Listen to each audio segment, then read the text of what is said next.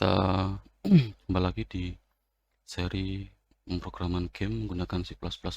Di video kedua ini kita akan melanjutkan project yang pertama sebelumnya, yaitu setup library ke dalam Visual Studio, kemudian menampilkan jendela atau window game ke layar. Nah, ini adalah kode program atau kode yang sudah pernah kita tulis di video sebelumnya. Di video sebelumnya kita sudah membuat sebuah struktur perulangan yang disebut dengan game loop. Nah, game loop ini adalah inti dari keseluruhan kode di dalam game sehingga dia bisa berjalan. Untuk video kedua ini kita akan khusus membahas masalah game loop. Baik, kita bisa menggunakan Paint ya di sini untuk mengilustrasikan bagaimana game loop itu bekerja. Nah, untuk mempermudah dalam membuat ilustrasi gambar. Nah, saat sebuah game berjalan, maka di dalam core prosesnya atau proses intinya, di situ terdapat perulangan yang di dalamnya ada setidaknya 3 proses, yaitu proses untuk membaca input berarti input dari controller, kemudian update data berarti update semua data yang digunakan dalam game, seperti misalkan mengupdate posisi koordinat, kemudian mengupdate warna dan sebagainya. Jadi semua data akan diupdate state-nya apabila diperlukan. Kemudian yang terakhir adalah ketika semua sudah diproses, maka langkah terakhir adalah digambar atau render. Nah, seperti ini ya diagramnya. Read input, saya tulis saja menggunakan istilah seperti ini, read input, kemudian update data atau sering disebut dengan update state, kemudian terakhir adalah render atau draw ya, atau render gitu aja deh.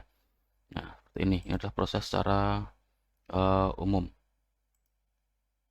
Baik, saya buat kotak saja biar lebih gampang untuk mengingatnya.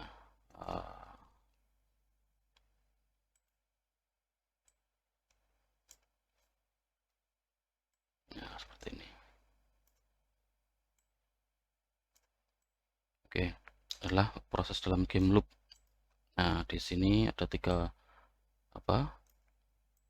pekerjaan, yaitu read input, update data, dan render. Kemudian ketika setelah selesai, maka proses itu akan diulang lagi seperti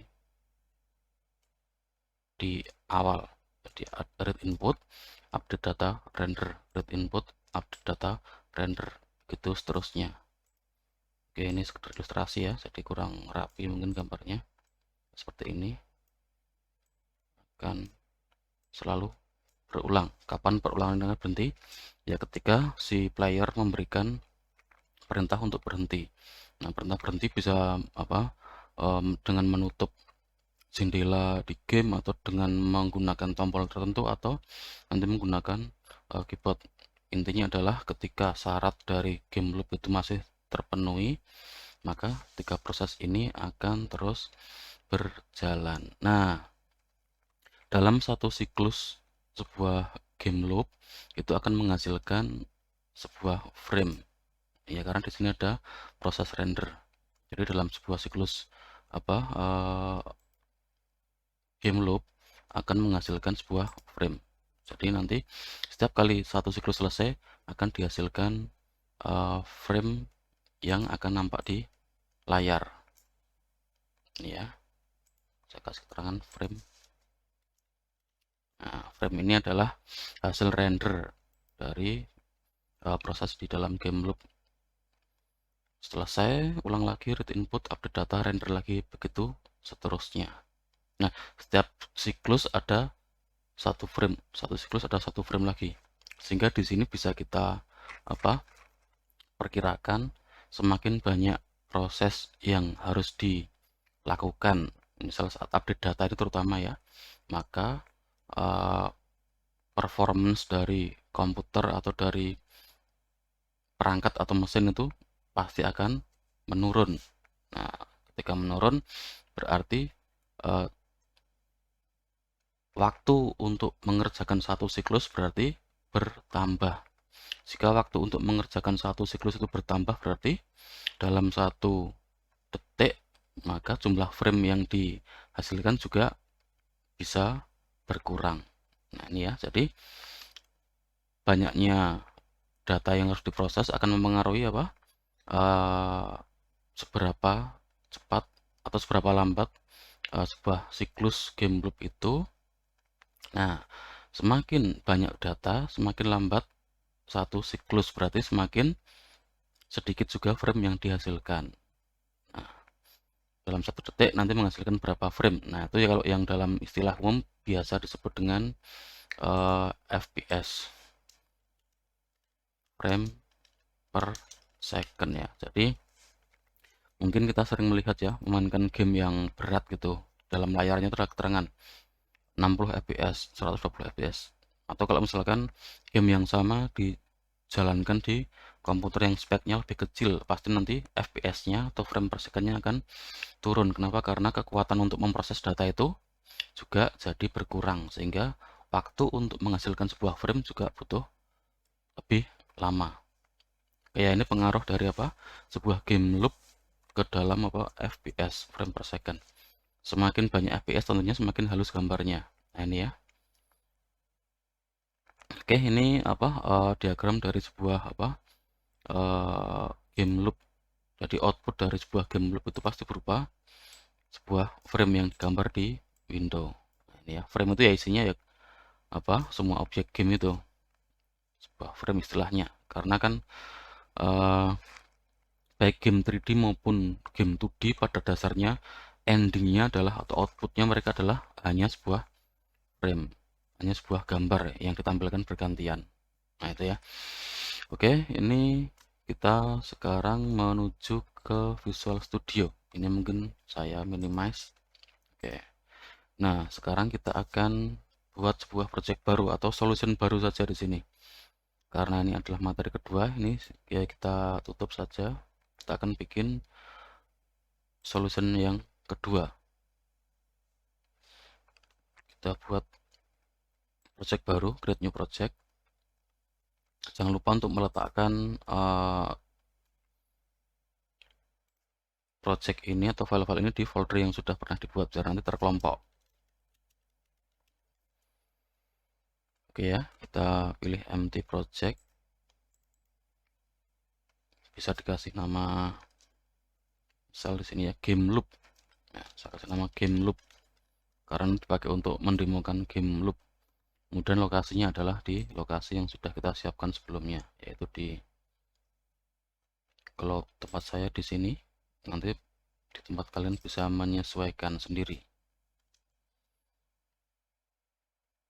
Nah, kemudian nama solusinya adalah ini 02 karena ini adalah materi yang kedua. Nah, ini. Oke. Create.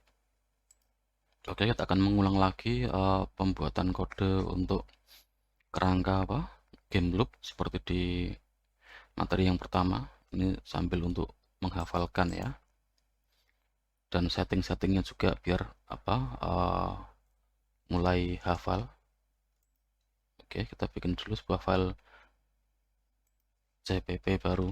Seperti biasa diberi nama main.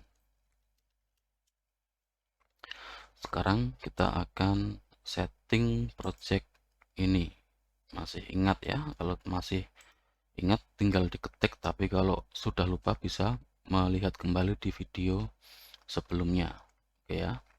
Saya tidak akan menerangkan apa namanya langkah-langkahnya lagi karena bagi yang belum hafal bisa langsung membuka video yang sebelumnya.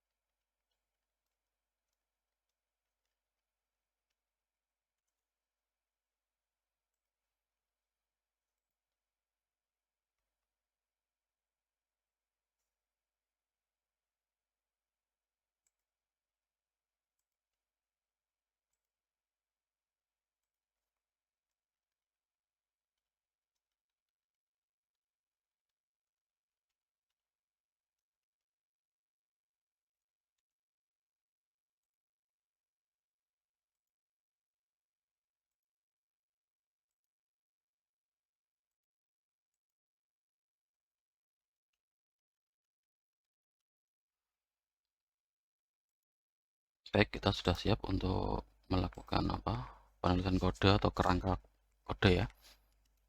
Include SL seperti video sebelumnya. Kemudian mungkin kita membutuhkan IO stream ya nanti barangkali untuk keperluan tracking.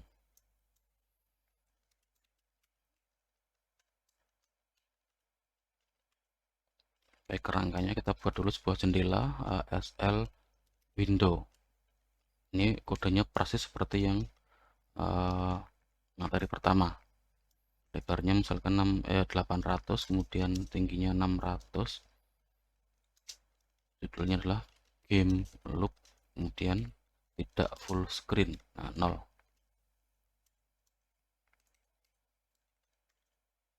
SL close, jangan lupa untuk selalu menuliskan SL close di setiap akhir dari kode atau menjelang akhir ya.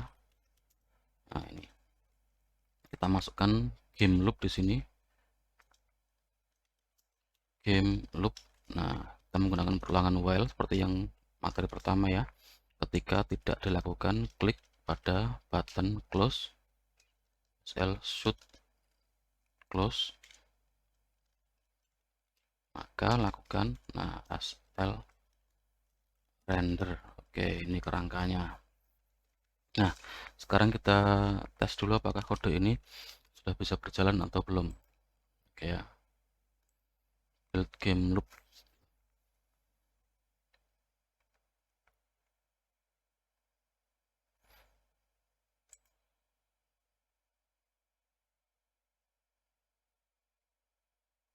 Oke, untuk build pertama mungkin agak lama ya. Oke, ini tampilan dari window yang sudah kita buat. Nah, ini ya. Oke, ini lebar 800, tinggi 600, bisa di close. Oke, sekarang kan kita buktikan ya apakah game loop ini benar-benar melakukan draw frame by frame. Nah, kita mungkin bisa menggunakan cout di sini, kita buktikan. Nah, kita pakai cout frame ke ini framenya frame ke i misal. Nah, i nya nanti berupa variabel yang dia hanya untuk counter aja. Kita mungkin deklarasikan dulu ya, in i sama dengan 1 seperti ini. Oke, kemudian kita increase i nya. Nanti perhatikan di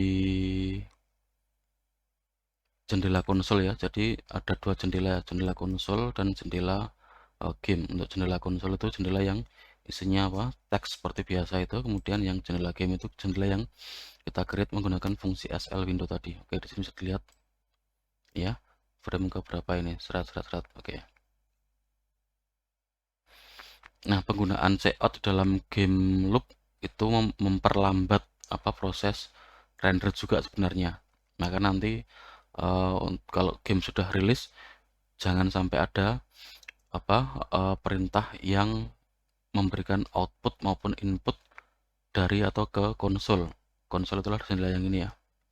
Oke, sebagai catatan saja.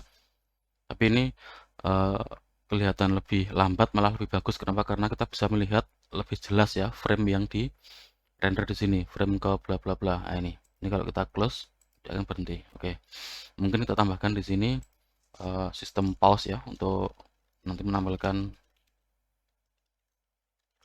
frame terakhir itu adalah frame berapa. Oke,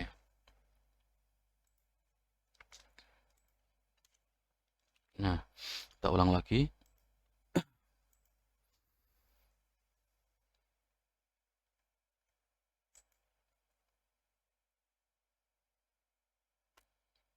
Oke ya, ini ya. Oke, mungkin saya perbesar dulu untuk konsolnya biar nanti kelihatan lebih jelas. Fontnya dirubah ke font ini. Oke, nah bisa dilihat ya, jelas dengan adanya perintah cout di dalam game loop ini memperkecil angka FPS. Nah, ini bisa kita lihat ya, bisa dihitung pakai stopwatch, misalkan 1 detik dia hanya menghasilkan berapa frame itu. Nah, kecil banget. Ini kalau game beneran tentunya jadi patah-patah ya. Nah, ini terakhir frame ke 1847. Jadi ada 1847 siklus game loop yang terjadi tadi saat eksekusi kode yang ini. Nah, ini ya. Atau mungkin kita pengen menggunakan ilustrasi yang lebih mendekati real dalam game ya. Kita nggak menggunakan cin atau cout ya. Cin atau cout di sini. Kita gunakan objek shape. Oke, ini dihapus saja. Ini saya hapus ya. Kita nggak butuh ini. Atau mungkin jangan dihapus, nanti kita butuh untuk Nah, untuk sistem pause-nya. Oke. Sekarang kita akan membuat sebuah lingkaran nanti untuk membuktikan bahwa frame-nya ini benar-benar ada proses update data. Kita bisa menggunakan objek shape berupa circle di sini. SL circle outline saja yang biar tidak terlalu berwarna. Di sini kita bisa lihat ya, parameter yang dibutuhkan ada posisi X, Y, kemudian radius sama jumlah vertex. Nah, jumlah vertex itu nanti pengaruh ke kehalusan lingkaran. Semakin kecil vertexnya maka nanti lingkarannya jadi kelihatan bersudut-sudut. Nah, semakin banyak vertexnya nanti lingkarannya semakin sempurna melingkarnya. Tetapi bukan berarti terus kita bisa mengasih angka sebanyak mungkin, itu juga akan pengaruh ke waktu untuk eksekusi juga. Oke, kita kasih posisinya di tengah layar persis. Tengah layar berarti kalau lebarnya 800 berarti tengahnya 400, kemudian tingginya 600 berarti setengahnya adalah 300, kemudian radiusnya misalkan 50 saja, jumlah vertexnya kasihlah 5 misal. Oke ya, kita build dan run.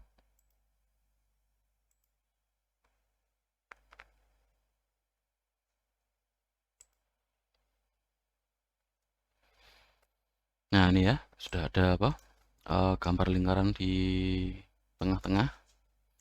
Oke, kita close. Nah, di sini kita akan menggunakan variabel i. Misalkan nanti lingkarannya akan bergerak dari tengah layar menuju ke bawah. Nah, ini.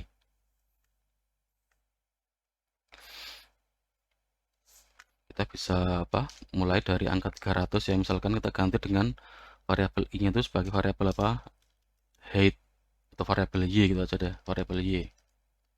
Nah, y mulai dari angka 300, nanti dia akan bergerak ke bawah. Nah, untuk menggerakkan benda itu berarti kan kita harus memindahkan koordinat. Dalam hal ini kalau pengen ada efek bola jatuh atau lingkaran jatuh berarti koordinatnya harus dikurangi. Oke.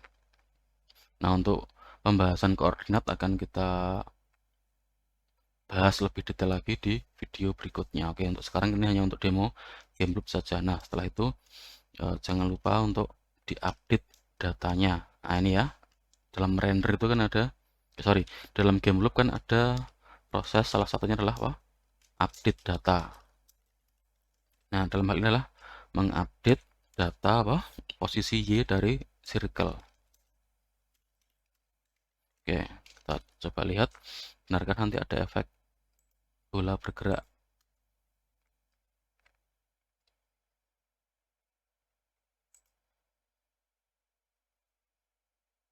Nah, ini ya, bergeraknya ke atas.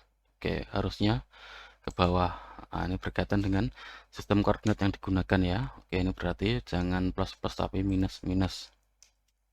Nah, seperti ini. Karena di library sigil itu sistem koordinatnya berpusat di pojok kiri bawah. Nah, kalau untuk yang library yang lain rata-rata itu di pojok kiri atas, atau yang normal ya, normal di layar itu pojok kiri atas. Nah, untuk sigil ini pengecualian ya, dia mulai perhitungan koordinat itu di 0,0-nya itu pojok kiri bawah. Oke, kita ulang ya. Kalau turun berarti y-nya dibuat minus. Ini ya, tiap frame akan melakukan apa? Tiap siklus akan melakukan apa? Update data yang ini. Walaupun hanya sekedar apa? Mengurangi nilai y, itu berarti bisa dibilang adalah update data.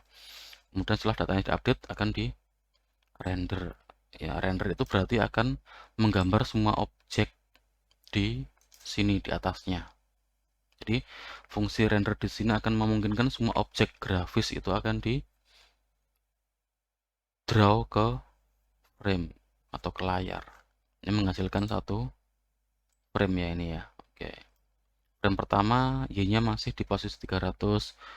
Frame kedua y-nya berada pada posisi 299 ya, dan seterusnya. Jadi satu siklus ini menghasilkan satu frame. Nah, oke. Kalau kita jalankan tadi ya, ini gerakannya cukup halus ya, berarti ini FPS-nya berarti tinggi.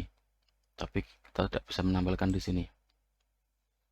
Oke ya, ini untuk proses di game loop. Nah, untuk input atau membaca input di sini kita belum akan bahas karena nanti akan dibahas tersendiri di video berikutnya juga. Jadi di sini ini untuk mendemokan apa? Untuk mendemokan proses yang terjadi dalam game loop. Tiap siklus dalam game loop itu adalah outputnya berupa apa? Frame. Nah, frame yang di render di layar. Semakin banyak proses yang dilakukan dalam satu siklus game loop berarti akan memakan waktu semakin banyak. Dengan kata lain nanti frame yang dihasilkan juga akan semakin sedikit. Nah ini ya, oke. Nah, frame itu berarti apa? FPS. Frame yang dihasilkan dalam 1 detik satuannya biasanya hitungannya. Oke, baik.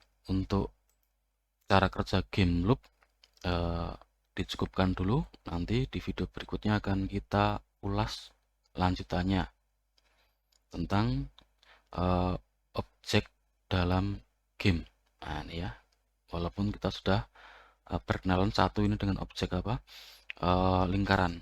Nah, untuk video selanjutnya nanti akan kita bahas lebih lanjut lagi tentang objek yang bisa dimasukkan di dalam game selain shape. Apakah ada lagi yang lainnya, termasuk gambar, suara, atau font. Baik, begitu dulu.